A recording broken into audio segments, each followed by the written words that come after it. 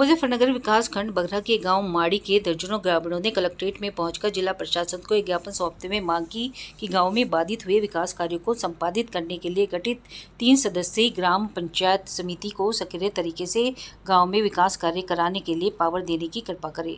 ग्रामीणों ने अपने शिकायती पत्र के माध्यम से कहा कि गाँव माड़ी, ब्लॉक बगरा, जनपद मुजफ्फरनगर में 4 अगस्त 2025 को पंचायत समिति का चुनाव संपन्न हुआ था। गाँव में समिति के 4 लोग चुने गए थे। रियाज अली, जो पूर्व प्रधान के पुत्र हैं तथा ग्राम पंचायत से जुड़े सभी कार्यों का संचालन स्वयं देख रहे थे।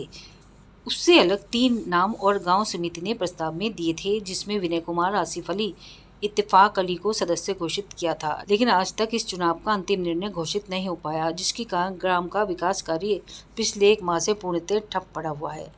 ग्रामीणों ने आरोप लगाया कि हमारे गांव में प्रधानी के कारण कई लोगों ने अपनी जान गंवाई है और इस वक्त गांव का माहौल हिंदू मुस्लिम पक्ष में है। हम सभी गांव के सम्मानित लोग आपसे अनुरोध करते हैं कि इसे जल्द से जल्द 3 लोगों की समिति बनाकर गांव का विकास कार्य कराने में मदद की जाए।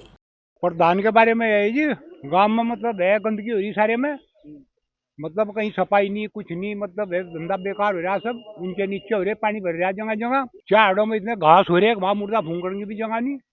करोड़ों रुपए सरकार ने लगा रखे, लेकिन घास खड़ा आदमी को डर। तो हम नहीं चाहे निर्णय मतलब सही हो जा, कोई प्रधान चुना जा, वो गांव का विकास कर दे, सफाई कर दे। वो काम नहीं कर रहे था, गलत सलत काम कर रहा था, मतलब हिंदू मुस्लिम का हिसाब से काम कर रहा था।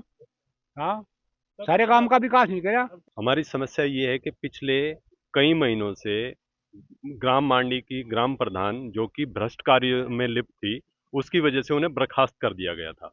उसके बाद शासन के निर्देश के अनुसार गांव में पंचायत समिति का गठन करने के लिए सरकारी विभाग के कुछ लोग गए और उन्होंने पंचायत समिति के 3 लोगों को पंचायत ने चुना।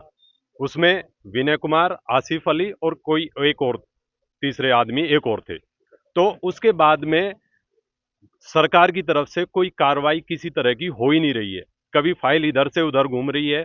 उससे क्या हो रहा है, गांव में एक तो तनावपूर्ण माहौल बना हुआ है, गांव के सारे विकास कार्य ठप पड़े हुए हैं और उसके साथ साथ अब हालात ऐसे हो गए कि एक तरह से ये जो है मुद्दा, ये पूरा हिंदू और मुस्लिम एक रूप लेता जा रहा है। तो दरख्वास्त है सरकार से, ये हमारी रिक्वेस्ट है कि इस मामले को जल्दी से जल्दी सुलझाने की कोशिश करे